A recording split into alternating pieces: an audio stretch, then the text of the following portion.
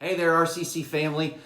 Believe it or not, it's another Friday. You know, for some of us, it may seem like last Friday was just yesterday, while for some of the rest of us, it may seem like last Friday was back in 2017 or something like that. I don't know if each week is going by fast or slow for you, but they're starting to go by pretty fast for me. I've been able to get into a little bit of a better routine the past couple, 2 or 3 weeks.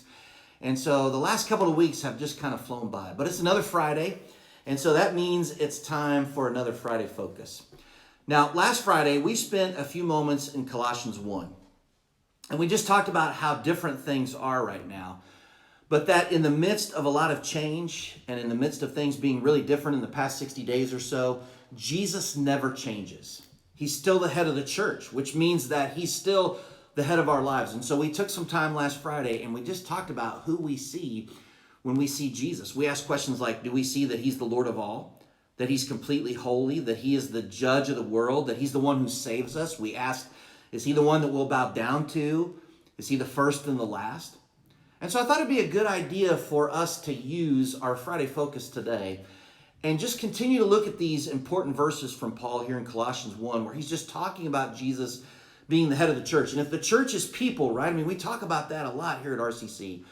If the church is people, then that means that he is still the head of us. And so I want to take just a few minutes and just kind of keep digging into what Paul is talking about here in Colossians 1 with Jesus being the head of the church. And one of the things that Paul tells us here in Colossians 1 as he's talking about Jesus is that Jesus holds all things together. Paul says it very plainly here in Colossians 1, verse 17. Talking about Jesus, he says, he is before all things, and in him all things hold together. Now, we talked last Friday about this supremacy of Christ, that Jesus is above everyone and everything. And in this one verse here, Paul captures this supremacy of Christ. He says Jesus is before all things. So not only is Jesus above everyone and above everything, but he is also before everyone and before everything. But then Paul not only captures the supremacy of Christ, but he also shows us that Jesus keeps everything from falling apart. When Paul says that Jesus holds all things together, he literally is telling us that Jesus is the one who keeps something from falling into complete chaos. Jesus is not only the creator, but he's the cohesion. He's the one who holds all things together. He's the one who sustains his creation. He's the one who keeps everything from falling into complete chaos. And so Jesus is the head of the church. So think about for just a second what the church is going through right now. All churches, not just RCC, right? But all churches are closed. No small groups in the building, no small groups in homes.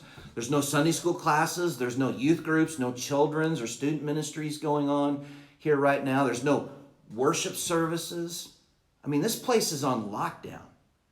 And it's like that all across the United States right now. And yet I keep reading article after article. I keep watching video blog after video blog. And most everyone says that the church across America is actually growing right now. You know, I wonder if there were some who maybe thought that the church across America was about to be thrown into chaos back on March 15th, when just about every church had to suddenly cancel their services. Do you think there were people who were standing back at a distance, looking at the church, thinking that the church was about to be thrown into chaos? Maybe it's the end of the church as we know it. Now, they might have thought that, but they failed to take one thing into consideration: Jesus.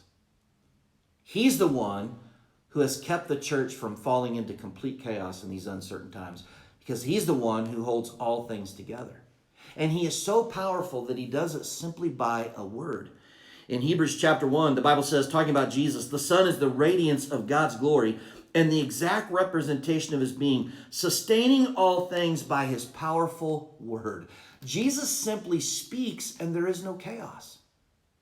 And that's not just true when it comes to a pandemic and having our building closed down and we're doing online services. It'll be true when our building is open back up and this place is buzzing. I mean, Jesus should bring us all together in here because he holds all things together. You know, in my 25 years in ministry, I've been a part of some churches that were really healthy, and I've been a part of some churches that weren't so healthy. I've even been a part of a church when maybe it was healthy at one point in time, and then maybe all of a sudden it's not so healthy for a while. But when I've seen arguments going on in the church, when there's been squabbles in the church, when I've seen division over the years taking place in the church, when everything just kind of starts to fall apart, it's been my observation that it's usually because we've gotten away from Jesus Christ being the head of the church. We've moved away from his power. We've stopped seeking his plan for the church. And when that happens, when Christ is not at the center, everything just begins to fall apart. And that's not only true in the church, but that's true in our lives too. If Jesus is the head of the church, and if that means that he's the head of us, right, then he's the one who holds all things together in your life. Isn't that a relief? I mean, think about this, especially in a time like what we're going through right now. Isn't it a relief to know that Jesus is the one who holds all things together? I mean, it should be comforting to know that it's not up to you and me. It's all up to Jesus. He holds everything together. And that's not just true during a pandemic. You want a better marriage? It starts with Jesus. You want a better relationship with your parents? It starts with Jesus. You want to make the right decisions? It starts with Jesus. You want better work performance? It starts with Jesus. You want to find meaning and significance and purpose in life? It all starts with Jesus. You want to stop the chaos of life? It starts with Jesus. He's the one who has the power to put it all together. And he's the one who has the power to hold it all together. You see, really in the end, it's not just about going to church. It's about following Jesus. I mean, do you look to him? Do you allow him to be the head of your life? Is your life centered on him? Do you strive to live the way he calls you to live? You know, in Matthew chapter 4, Jesus calls his first disciples. He calls Peter and his brother Andrew.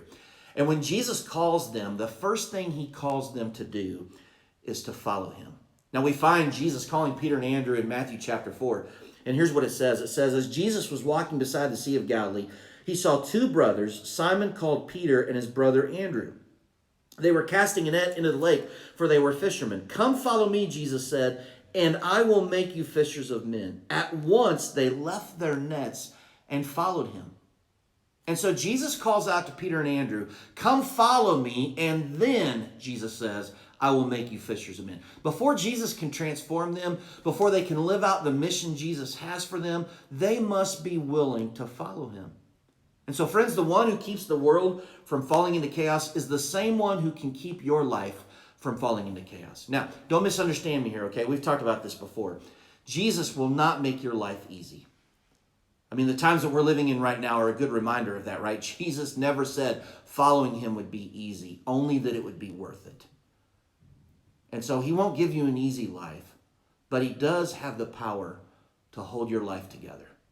He does have the power to transform you. He does have the power to bring meaning and significance and purpose to your life. He has the power to change you if you're willing to leave your net and follow him. He's the one who holds all things together.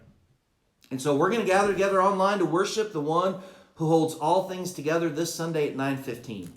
You can find us by going to rochesterchristian.com, and you can hit the Watch Sundays at 9:15 button there on our homepage, or you can go to the Rochester Christian Church Facebook page. We'll be streaming live there too. And so I look forward to being with you Sunday at 9:15 as we worship together online. Have a great weekend, RCC, and tune in and be with us on Sunday morning. We'll see you later.